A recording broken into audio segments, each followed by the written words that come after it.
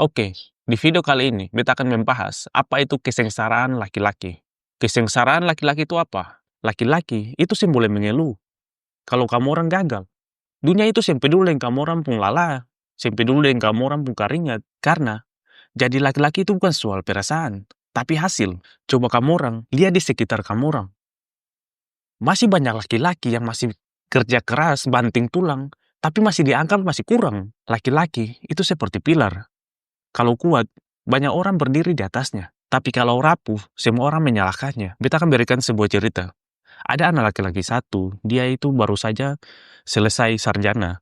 Dia sekarang bekerja sebagai ojek online karena sulit cari kerja. Setiap hari itu dia diterpa realita karena berhenti sebentar, karena sakit. Orang bilang dia malas, tapi saat dia bekerja keras, orang tetap bilang, ya itu tugas kamu. Bagi laki-laki, gagal itu dosa, dan berhenti itu adalah aib. Menurut data WHO, 77% kasus bunuh diri itu adalah laki-laki. Di banyak budaya, laki-laki itu dibesarkan dengan kalimat, jangan menangis, kamu laki-laki kan? Banyak laki-laki itu hidup dalam tekanan untuk jadi sukses.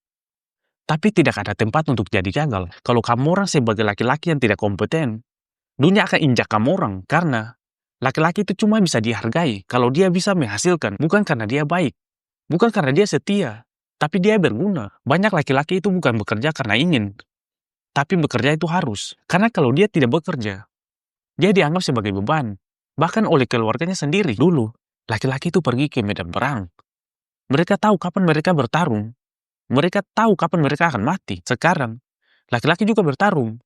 Tapi musuhnya yang kelihatan, tekanan hidup, ekspektasi, dan rasa sepi yang diam-diam membunuh. Zaman dulu, laki-laki itu dibesarkan oleh pedang, lumpur, dan kehormatan. Ayah mengajarkan anak laki-lakinya untuk cara berburu, cara bertahan, dan cara berdiri sendiri saat dunia itu jatuh. Laki-laki berjalan kaki puluhan kilometer ke ladang, berperang, tanpa mereka tahu apakah mereka akan bisa kembali ke rumah. Tapi, di dalam hati mereka, mereka tahu, kalau aku mati sebagai laki-laki yang sejati.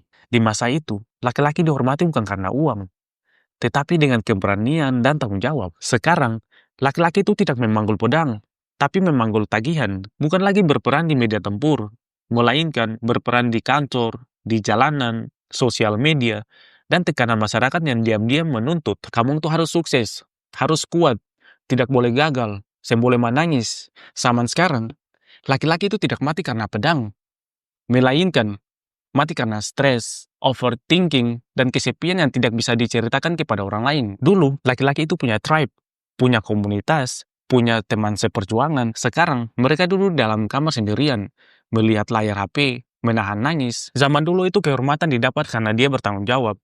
Dan sekarang, laki-laki itu diukur dari gaji, jabatan, dan seberapa cepat dia sukses di umur 25. Dulu laki-laki itu menangis karena kehilangan teman saat perang. Tapi sekarang laki-laki itu menangis di kamar mandi, di kantor, takut dipecat. Zaman berubah, tetapi beban itu tetap ada.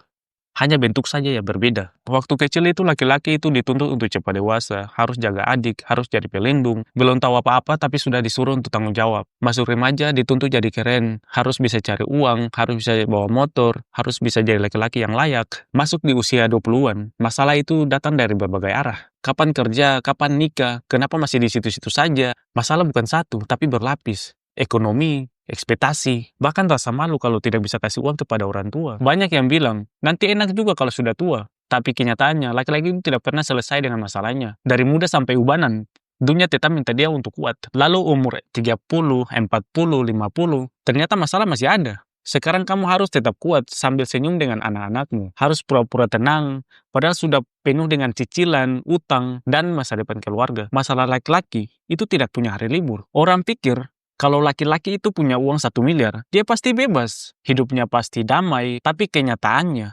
justru penderitaan itu naik level. Dikasih uang 1 miliar, kamu orang kira kamu mau hidup tenang, malah kamu akan hidup setengah mati juga. Orang pikir kalau katong laki-laki ini kalau dapat uang 1 miliar, katong akan senang.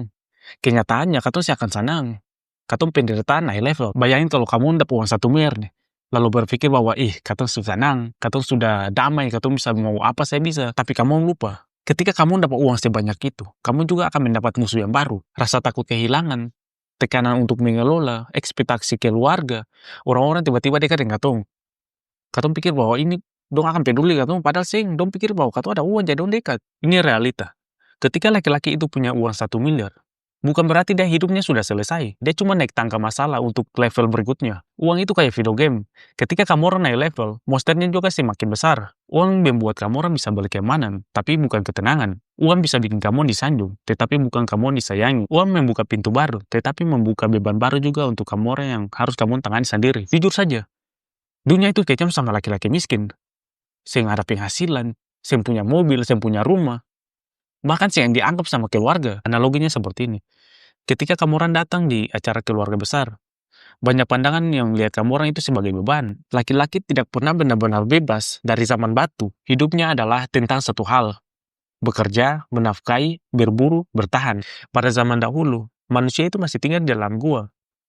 Dan suara hewan buas itu menjadi alarm pagi. Laki-laki bangun paling pagi, ambil tombak, keluar dari gua, lalu meninggalkan istri dan anaknya sedang tertidur. Bukan karena laki-laki ini ingin, tapi kalau tidak pergi berburu, otomatis anak dan istrinya tidak bisa makan. Setiap hari laki-laki ini pergi menyusuri hutan, melawan binatang buas, melawan rasa takut. Itu semua demi apa? Demi sepotong daging, demi kehidupan, demi keluarganya supaya bisa makan satu hari itu.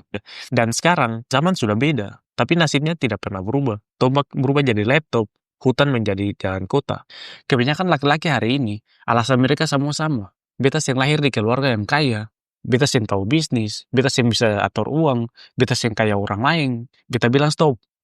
Sekarang tahun 2025 bulan Mei.